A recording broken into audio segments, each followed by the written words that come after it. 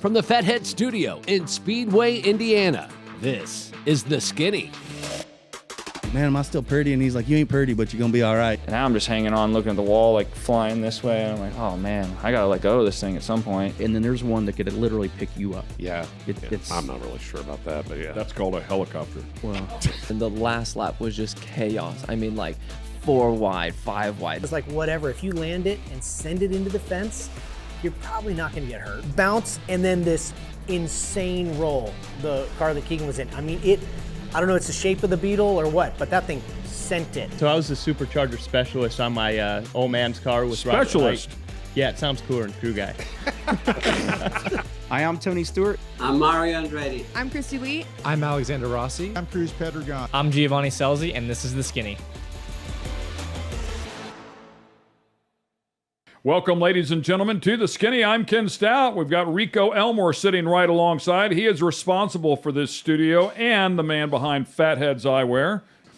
That is a track dude. It's been a busy week out here. I look like a train wreck. I was at top of turn 3 there pretty much all day out at the Speedway. Call it what you want. So I apologize for the new hairdo. We have a great guest that's going to join us here this week as well. I do want to tell you that Maddie is in the studio with us, his girlfriend, and Maggie, his puppy, is in the studio with us. So we have a full house. We want to welcome Giovanni Scelzi into the studio, a sprint car racer, yes, son of course, the 4-time NHRA drag racing legend, Gary Scelzi. We welcome you to the studio there, Gio. You've been busy, man, making a career for yourself since you were young. Yeah, thank you guys. This is a cool kind of man cave you got down here. I like it.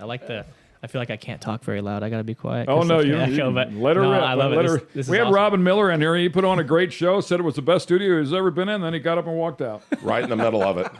With his sweatpants on, sweatshirt. Yeah, I don't have pants on under here, so don't have the camera go under here. I just have a collared shirt and underwear, so I'm good. Too much info. Too much info.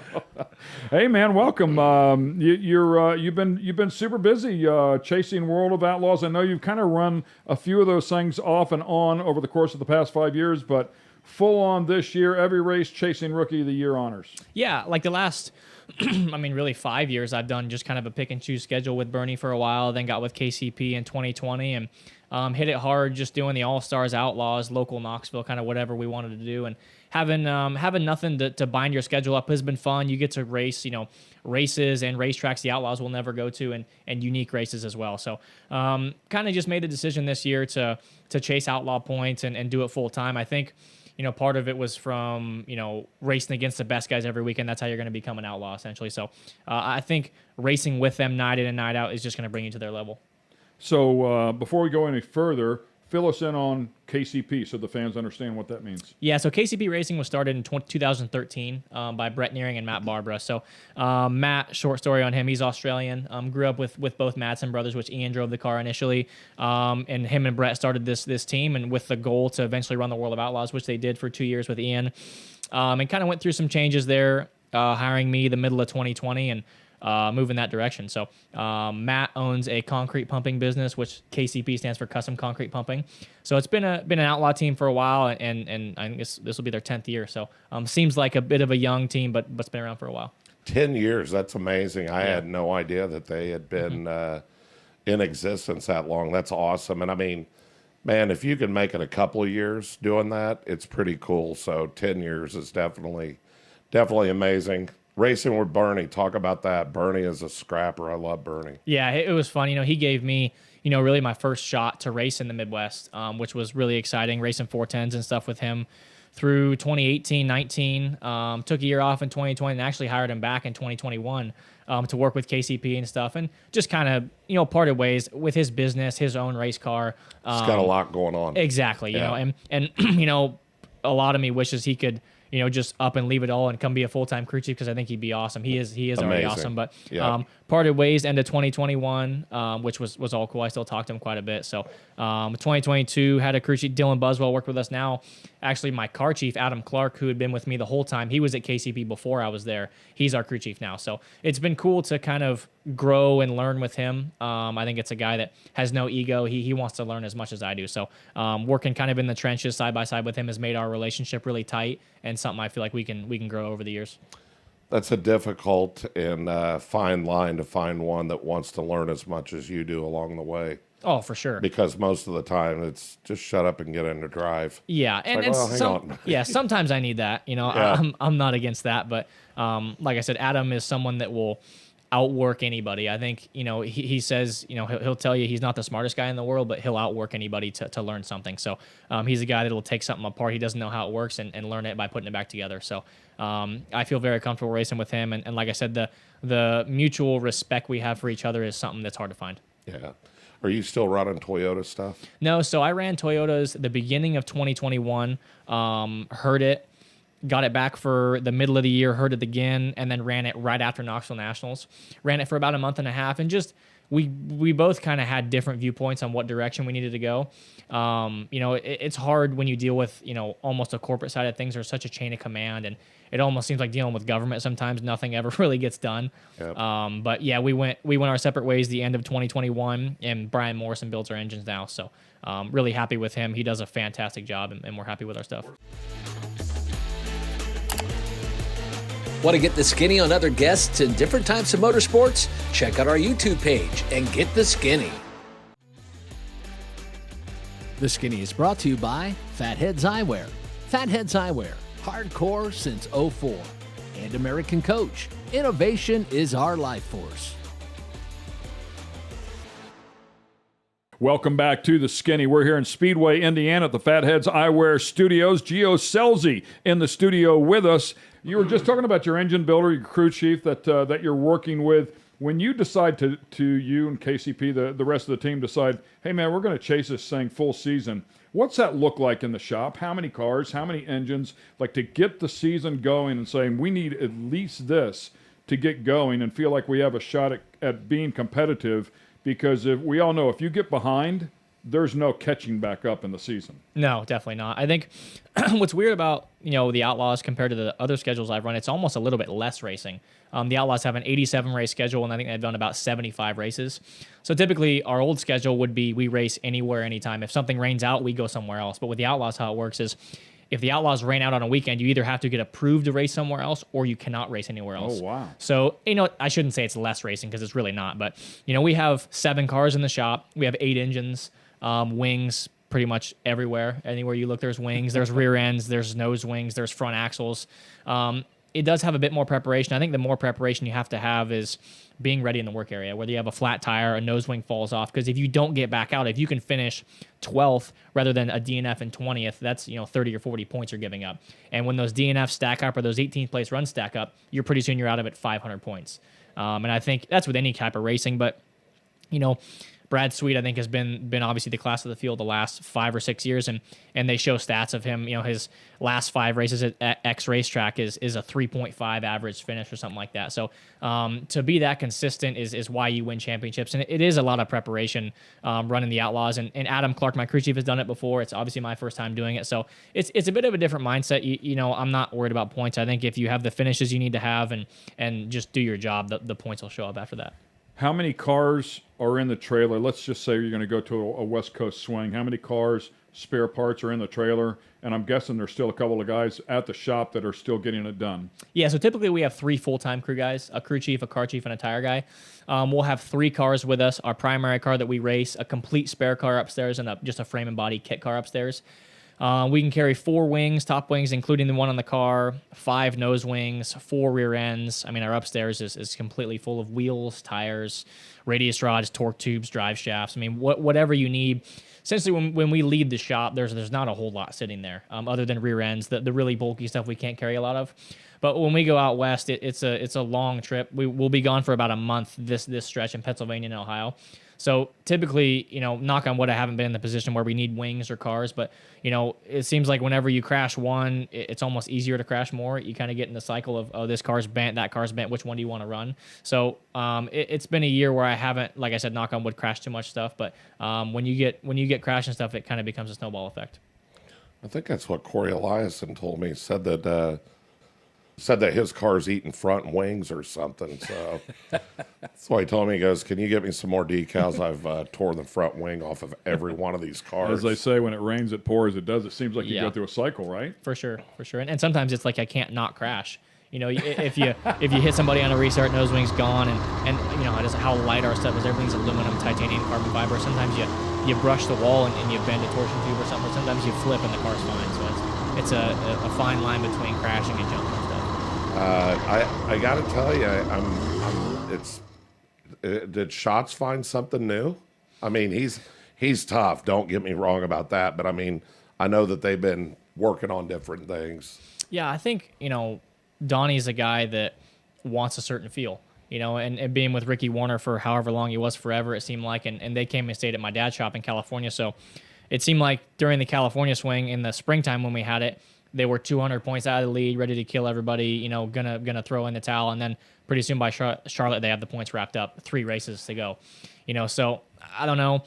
Donnie, that's funny that you say no, that it because really that's is. exactly right. Yeah, and Ricky would be yelling, Donnie sucks, and Donnie says, well, this car's the worst thing I've ever driven. Pretty soon they win their 47th Knoxville Nationals in a row. So, I don't know, like, Scuba's extremely smart. Obviously, the whole program is really smart. And in my opinion, you know, the tires, we're on new tires now. Engines have changed, especially with them having the Ford now. I think, you know, a big notebook like that where you've won at every track 10 times might hurt you sometimes. You keep trying to go back to what worked before, and it doesn't work anymore.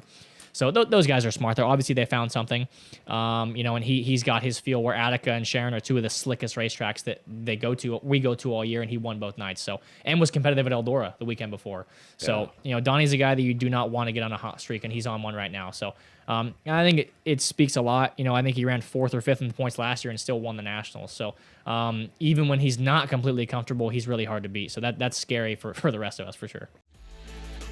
Got to get a little bit heavier and learn how to smoke cigarettes. I was just going to say, I need to start smoking, that's for sure. You Yeah. drink some Bud Heavies. Yes, put an ashtray in the car or something.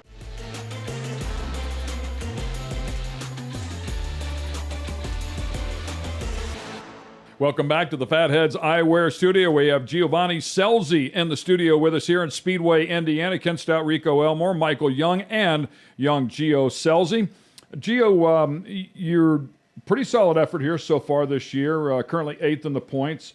I believe 1 top 5 and 11 top 10s. I know you might have run a couple of races since I've looked, but as you assess the program right now and knowing you're going to stick with this thing for the full year, what do you have to do to make that next step? And you do have wins in World of Outlaws, and we should let the fans know that. Matter of fact, I want to say one of the youngest winners in World of Outlaws, youngest winner at Knoxville, right? I think you were 16, 17 years old, somewhere in that area. So you know how to get it done is the point I'm trying to make here. What do you guys have to do with this program to step it up just a little bit?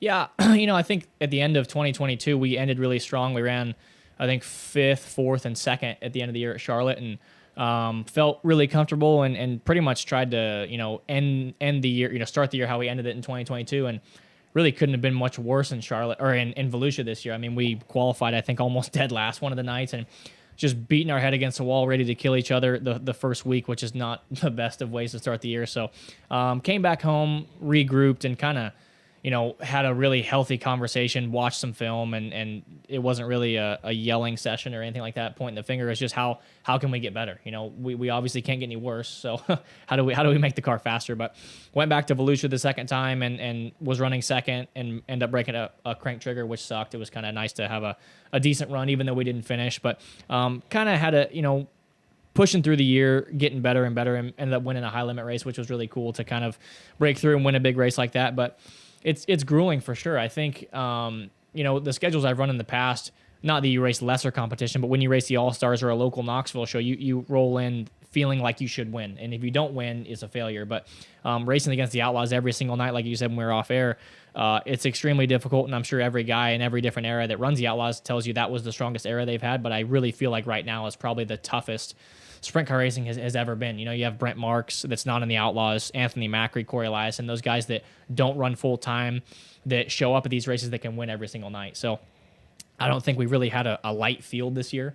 Like I said, the high limit show was huge with 50 cars. Volusia was insane with 30 some cars. So I think just not letting yourself get beat up over the bad runs, and I feel like we've been better a couple nights. A couple of the 7th and 8th place runs could be top 5s, but that's part of it. It's an 85 race schedule, so you can't dwell on the night before. You know, you got to just move on and go to the next night. You know what's interesting? You used to go, you know, the Outlaws used to go to PA, and the posse would wear them out. and that isn't the story anymore. There's a lot of the guys from PA, like Brock and those guys that are running, and Brock's still running. Yeah, Is he full-time, yep, Yeah, that's what I full-time. thought. So a lot of them are out there doing their thing, but talking about guys that have perfected their art, with those certain tracks out in PA, the Williams Grove, the Port Royal, and things like that. So then the Outlaws would roll into town and they'd have their handful with these guys, because these guys every weekend were out there just beating that thing down. And so when you were talking about the level of competition and things like that, going out there, it's not so much the case anymore. You know what I mean? The Outlaws, the talent pool right now is phenomenal. I mean, it's really wild. Oh, for sure. I think, you go to a track like Lincoln, Port Royal, Williams Grove, all those places in PA that are super unique. The surfaces are super slick. You got to bang against the fence or run around the infield fence. So those guys that race there every single weekend have their cars built for those racetracks. And not dogging on them, but when they go elsewhere to Knoxville or Charlotte, they really, really struggle. I think when you go to a team like Donnie Schatz or the Outlaw schedule, in August you go to Weedsport, New York, which is the slickest place you go to all year. Right. Then you go to Peevely, then you come to Knoxville, and it seems like the Outlaws always win the Nationals. Whenever a team like us, last year we race 5, 6, 7 local Knoxville shows gearing up for the Nationals. It almost hurts you in a way because you get so honed in, trying this, trying that, when those guys don't care where they're at. Like I said, they roll into any racetrack with their program and they come in and win. So I think that is a big reason why we went on the Outlaw Tour is to, it doesn't matter what track you're at, where you are. They're all round and they're all dirt. So you got to figure them all out. That's awesome. I love that. Yeah, I've always loved that about the traveling series, and that is the game changer. That is the difference, right? You're perfect at, or you're really good at 4 or 5 tracks that you're accustomed to and you've set up for. And really, it's knowing how to gauge where that track is going to go. That's really the game, right? The anticipation of where that track's going to end up, so your car's fast at the end.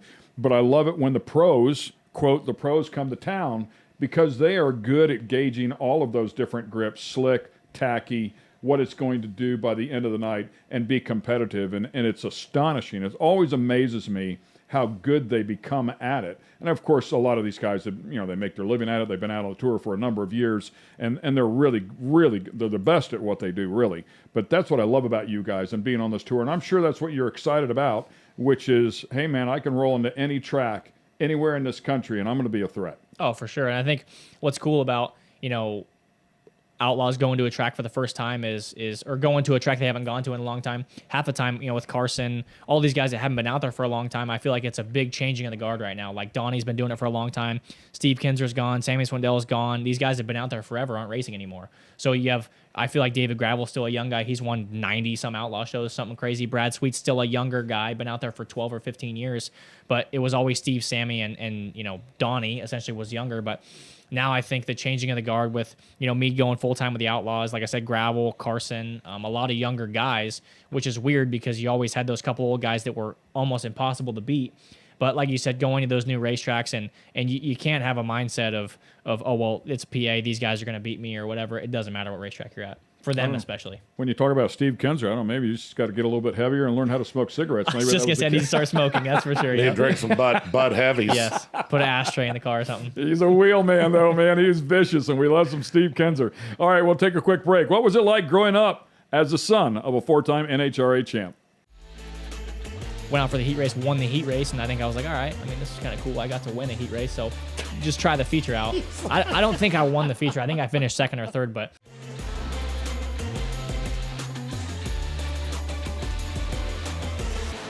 Welcome back to the Skinny. Ken Stout here, hosting this one. We have a beautiful day outside here in Speedway, Indiana, the Fatheads Eyewear Studio, and Giovanni Scelzi in here, who chases Rookie of the Year honors in the World of Outlaws, but has a lot of seat time. Growing up as young as 9 years old behind the wheel of micro sprints. Actually, you have a driller as well from the shootout, right?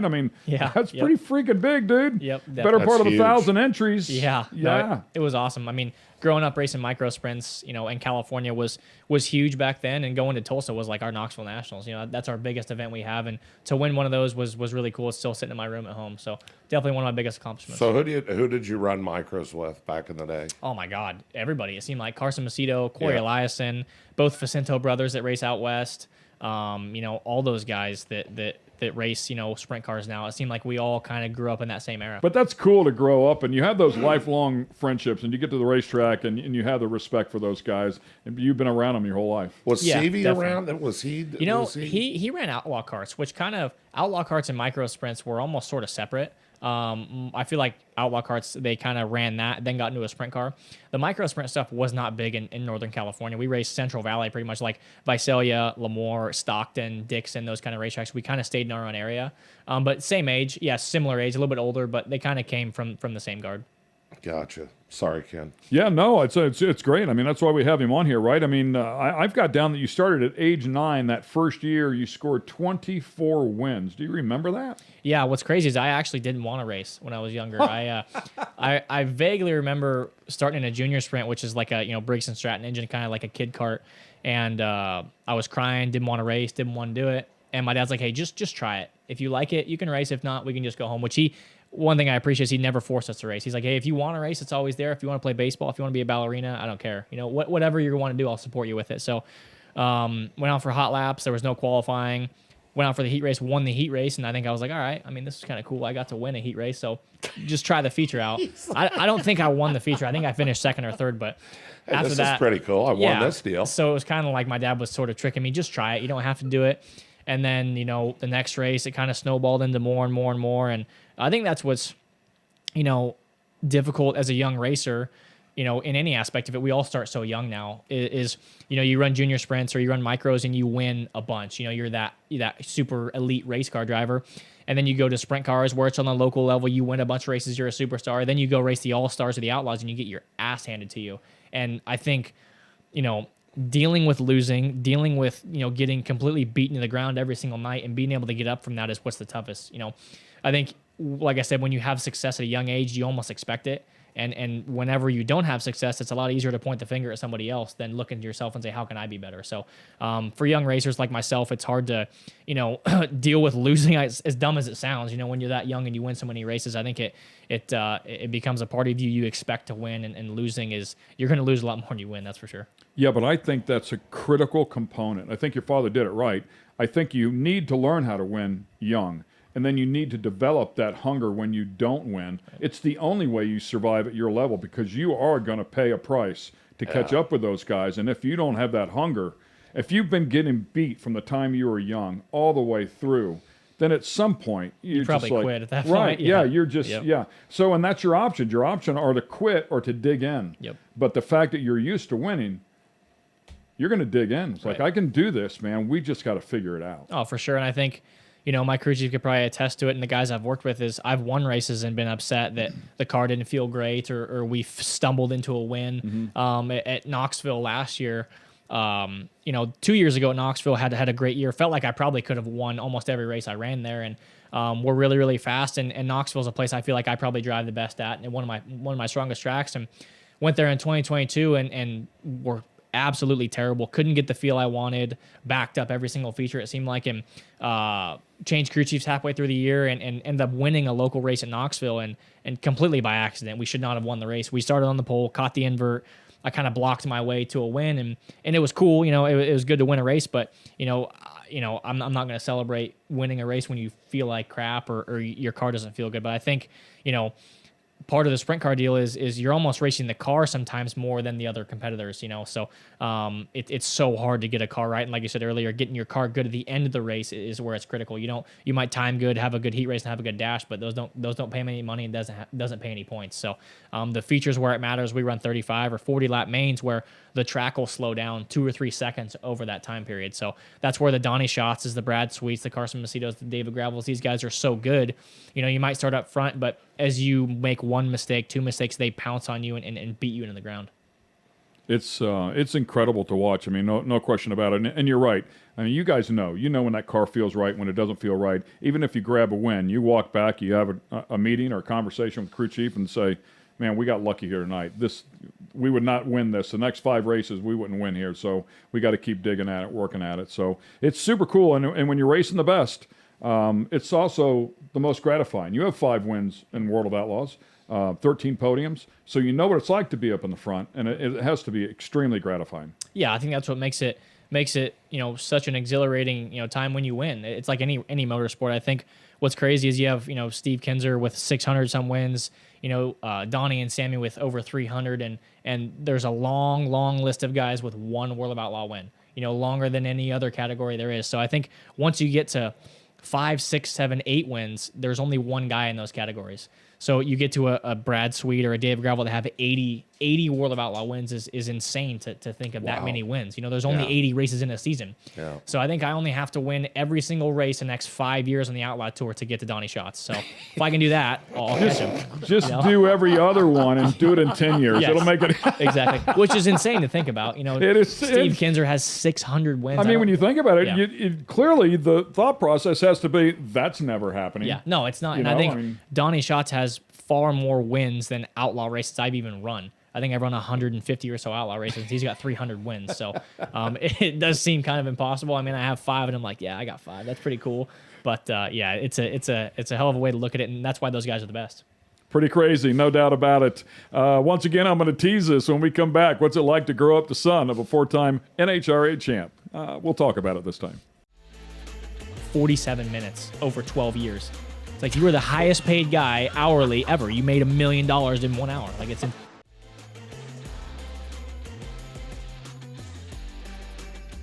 The Skinny is brought to you by American Coach. American Coach, innovation is our life force. And Fatheads Eyewear. Fatheads Eyewear, hardcore since '04. Welcome back to the Skinny. Michael Young having his fair share of shots at me here today. Thanks a lot, pal. Well, it's your hair. Is it calming down? It's calmed down, so I have to keep adjusting my camera panning in and out because I'm not quite sure. I'm zooming in, zooming out, tilting down, tilting up. Beating in here. Yes. You just I take my glasses off. You can see the black eyes. I'm surprised the bloody nose. This high level of the him yelling in the mic, having Steve tipped over. So be another one for I'll you. do an bud. audio pass at the very end. They'll fix all that. So we Don't heard worry your about it. dad was a drag racer. Yeah, rumor How has did your that go? dad did some drag racing. Are you familiar with any of It was that? Or were only you like too young? 3 or 4 seconds, so I don't know how hard it could have been. Yeah, they raced for 3 or 4 seconds. How hard could it be? Can't be that big a deal. It was funny. One day we were sitting there with my brother and my dad, and it's like if you run 24 races over the year or whatever their schedule is now, and you make 5 or 6 passes each run at 3.5 seconds apiece, how long did you actually sit in the car and drive? And it was like 47 minutes over 12 years. It's like you were the highest paid guy hourly ever. You made $1 million in 1 hour. Like it's insane. Yeah, I did the math. I don't remember what it was now, but I did the math one that's time. good. Like at the end of the year, it's like, they went racing for like 3 minutes. Yeah, it's and that, again, that's what when you win. Like I came to Maple Grove last year to watch Austin race, and he won. And it was my girlfriend's first time there. She's like, "Dan, that was so awesome! Like everyone's so pumped up." I'm like, "That is not what happens every time. I promise you, do not win every race." It is not. There's then a lot less of those than the other ones. It's kind of like we were talking about before. You spend your fair share of losing. Yeah. And matter of fact, you spend way more time losing than you do winning in that sport. So. Yeah, and we went to Chicago this last weekend. Austin lost second round, and it was like, man, everyone's down the dump. She's like, man, this is what it's like when you lose. I'm like, that's what makes it so awesome when you win is, in any type of motorsport, there's only one winner. But in drag racing, there's truly, you're a loser. There's no running second. There's no running third. You lose or you win. Loser. Yeah, you are. I mean, and what sucks for them guys is, when you make it to the finals and you lose, you've done as much work as the guys that won the final. So essentially, you did another whole round of work to go up there and lose, which like I said, makes drag racing different in a way, but so much more exhilarating when you do win. Quick payoff, though, for sure. Do you remember when your father was racing at the highest levels there? He retired in 2008, so I was 7 years old. I do remember some of it. Going back to drag races now, I remember more of it. It's kind of like deja vu, seeing the trailers and a lot of the same crew chiefs, same drivers, same guys who are still doing it. Ron Capps, Antron Browns, John Forces, all those guys that still are successful today. But I love drag racing. I think it's one of the coolest sports there is ever. I love going. I love having Austin be a part of it now with Thomas Prock working on Jimmy's car and Robert's car. So it's really, really cool to go. And it takes a minute for guys to recognize me. I mean, they all look the same, but I was 5 or 6 years old when I saw them before. So when I go up to them and talk to them, and I can tell they have no idea who I am. And I'm kind of like, hey, Gary. And they're like, oh, yeah. Then they want to talk to you. But those guys are in their element. You don't want to go bug them when they're racing. Absolutely, yeah. It's like them walking at my trailer when I'm trying to get in the car or whatever. I'll talk to them, but they're doing their job. You don't want to go bother them guys when they're working. Yeah, for sure. Your father, obviously, I mean, so successful. 3 top fuel championships, funny car championship. One of the few guys to have it in both categories. As you were growing up, as you got a little bit older, maybe you even started racing, and you go to the drag races from time to time with him. Did Dad ever say, "Man, I feel like I left too early," or "I'd love to do this again," or is he satisfied with that career? You know, I think what I respect about my dad, and I try to mimic myself, is, you know, he drag raced. I think he went pro at 37, so he was older when he went pro. He wasn't 16 or 17 years old, and I think his goal was he wanted to race against the best guys in the world and prove to himself he could beat the best guys in the world, and then he was good. You know, he could retire happily. So I think some guys, you know, Donnie Schatz, Steve Kinzers, you know, their goal probably wasn't to be the best to ever do it. But when you win 10, 20, 30 races, you just keep going and going and going. And I think the phrase that, you know, you never retire at the right time. You either retire too late or too early, I think is very true. He was still competitive when he retired and felt like he could probably still do it. But, you know, I think his big thing was he was missing out on me and Dominic racing. I think that's a lot of the reasons any racer retires. They want to be home with their kids. And, you know, I think the Pomona he missed in 2009, you know, that was the first one he'd missed in like 15 years. And he sat at home. He's like, man, I wasn't really sad I wasn't there. And I think that probably told him in his heart that he didn't, you know, didn't want to do it, but he was ready to be done. He was satisfied. Yeah.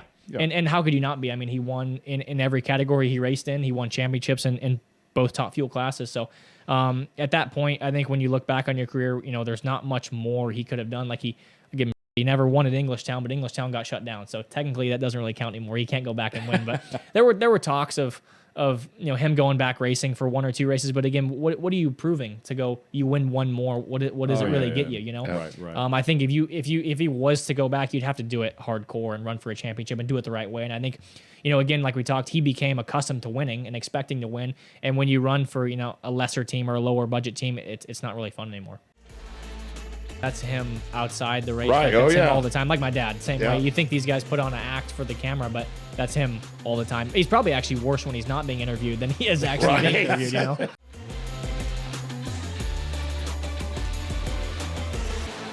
Welcome back to The Skinny. We're here in Speedway, Indiana at the Fatheads Eyewear Studios. Gio Scelzi in the studio with us, and in 2020 was making his way through the ranks, decided he'd run this thing called the Chili Bowl. Now, keep in mind, as we talked about in the beginning of the show, he already had some success there through the shootout and winning a driller there, but decided to step up and play with the boys and the midgets. How'd that go? Yeah, it was a lot of fun. I think the first year was for Clausen Marshall Racing when they had their whole fleet of midgets and made the show. I think we blew an engine in the feature or something happened. But what's crazy about that race is I feel like my first Chili Bowl was the easiest, like most painless week. I think I started on the front row of the heat race, won the heat, put me on the front row of a qualifier, won the qualifier, started 10th in the main, ran 5th, put me on the front row of the B, won the B. And it's like, man, why is everyone... This is so hard. What's the big deal here? Just start in the front, you get in the show.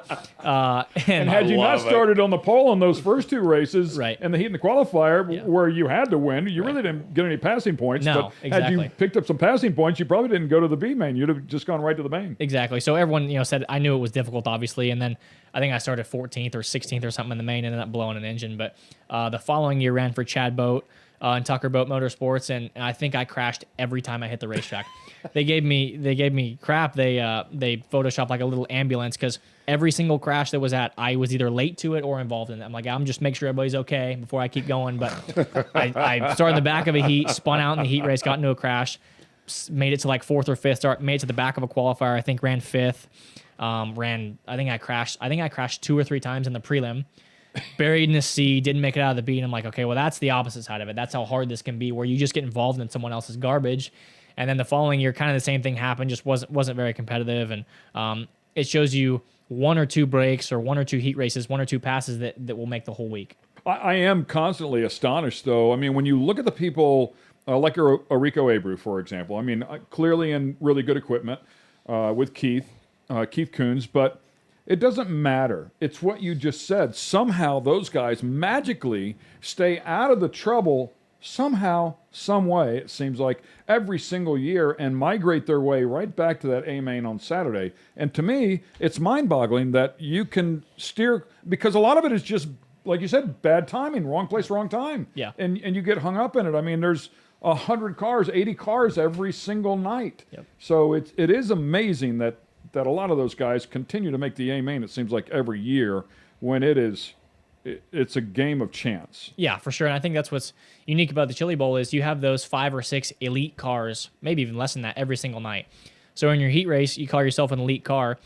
There's 10 cars in a heat race. You start 6th or 7th or 8th. You got to win it, essentially. But there's a lot of, subpar race cars, slow race cars in your heat. So you expect yourself to win, but you might get caught up in 1 or 2 crashes. It's weird because it seems like how the draw works, there's 1, maybe 2 really good cars in every heat race. And it seems to even everybody out, like you said, there's 5 prelims. So there's 5 to 6 really good cars every night, which essentially is 50 cars, that could win the Chili Bowl. And it comes down to 24. So you get yourself buried in a D, C, E main, you're not coming out of it. How tricky is it? Do a comparison for us to drive that midget at the Chili Bowl in comparison to your World of Outlaws car.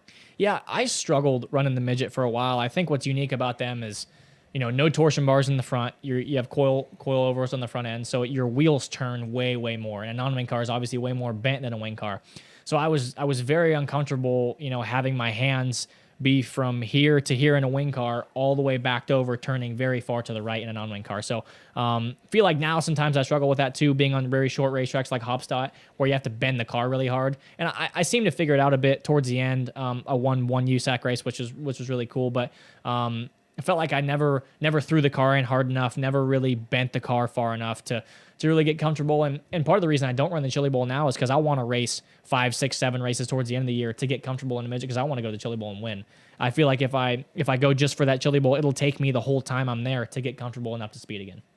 Do you feel like it would develop a bad habit, something that would hurt you in World of Outlaws if you ran more of them during the season, I guess? Yeah, yes and no. I think anytime you can race any kind of car, it's going to help you.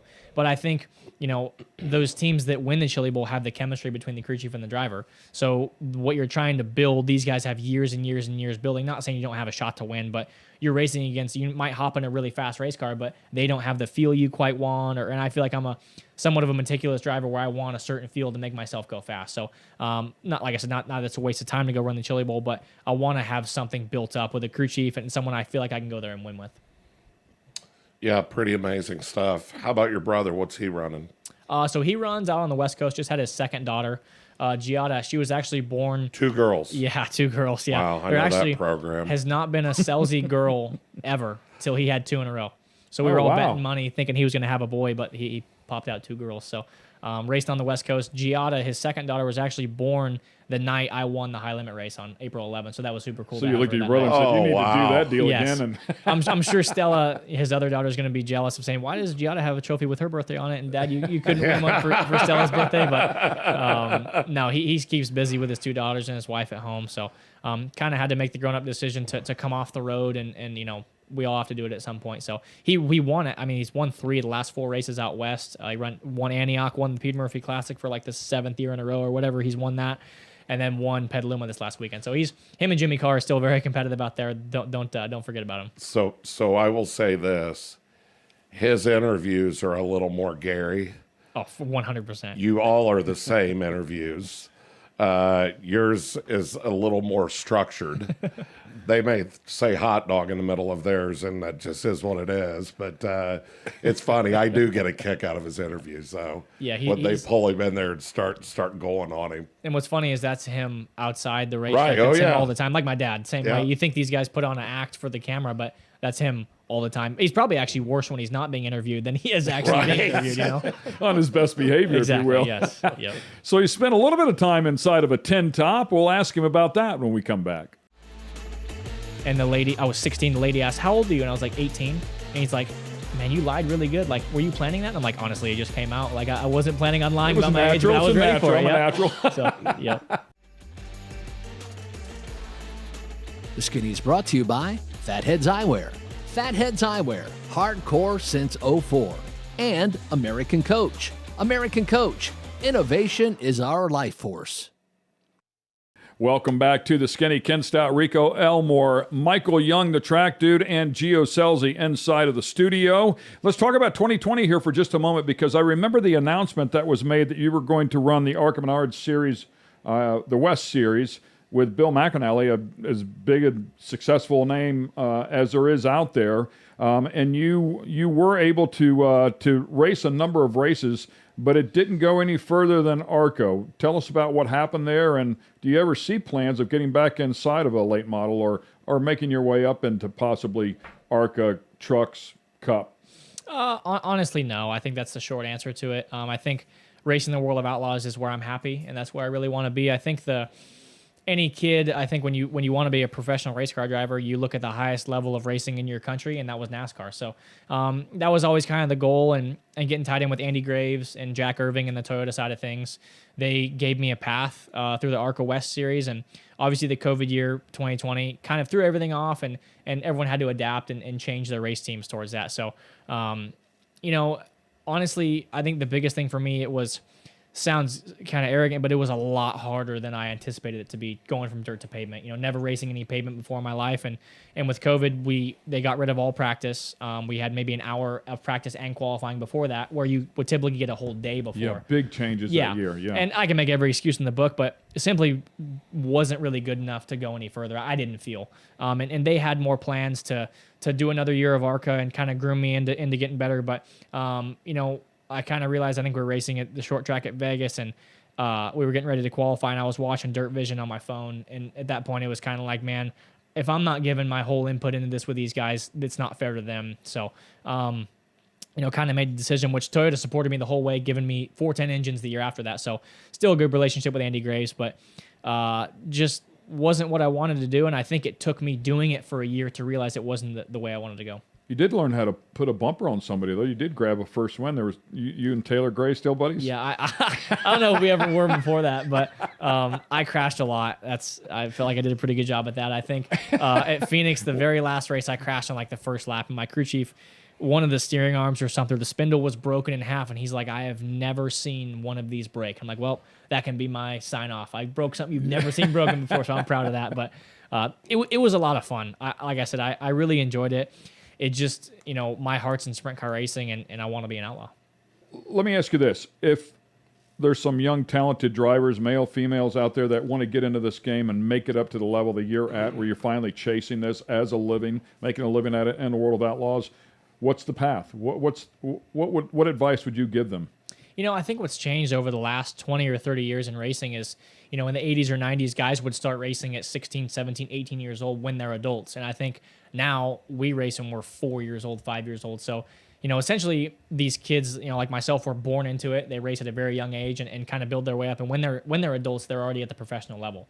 But I think for young kids that love racing or might not be involved in racing, there are so many jobs, whether it's manufacturing parts, sweeping floors. I mean, Chase Briscoe's story is pretty insane. Moving to North Carolina, I think it was, or lived here, moved to Charlotte, and swept floors, and eventually got his ride where he's at. So you never know who you're going to meet. You never know who you're talking to. So always be respectful, which I'm not the best guy to look after, or kind of envy doing that. But you never know who you're going to meet and who's going to give you a shot. You bring something up here I meant to ask you early on, because you made that move. You came from California, where you grew up. Your father has a business out there. At 16 years of age, you moved here to Indiana to chase your dream. Who did you live with? How did that go down? The Procs who I'm staying with now, Jimmy and Jill and Austin Thomas, were childhood friends, and they let me live at their house as well as Bernie's house. And those two people really kind of put me up, and Bernie, essentially put me on the map in sprint car racing. So I owe a lot to him for spending his hard-earned money and going racing when his business probably needed to be looked after, and his dogs as well. So had a lot of fun racing part-time with him, and it was a big step for sure. I'm sure my mom, I know she still hates it, that's for sure, me being gone.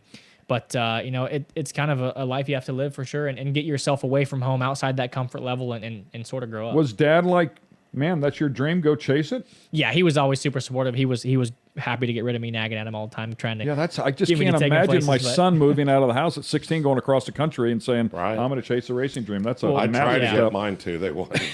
I think what was funny was, before I was 18, the Outlaws actually, Bernie he was legally my guardian, because you couldn't go racing under these places. He took me, I was going to a chiropractor or something, and like, you can't be here. You have to have a legal guardian. So we fudged some paperwork, and Bernie was like, yeah, he's my dad. He's going to take me in to look after me, which was weird, but it's funny. We signed into, I remember it was I-96 Speedway, and you had to be 18 to race there. And the lady, I was 16. The lady asked, how old are you? And I was like, 18. And he's like, man, you lied really good. Like, were you planning that? And I'm like, honestly, it just came out. Like, I wasn't planning on lying It was about my age, but I was ready for it. I'm a Yep. natural. So, yep. Great stuff. Well, he drives the number 18 KCP car in the World of Outlaws Tour, chasing Rookie of the Year honors. Keep your eye on young Gio Scelzi. Now you know the skinny on him.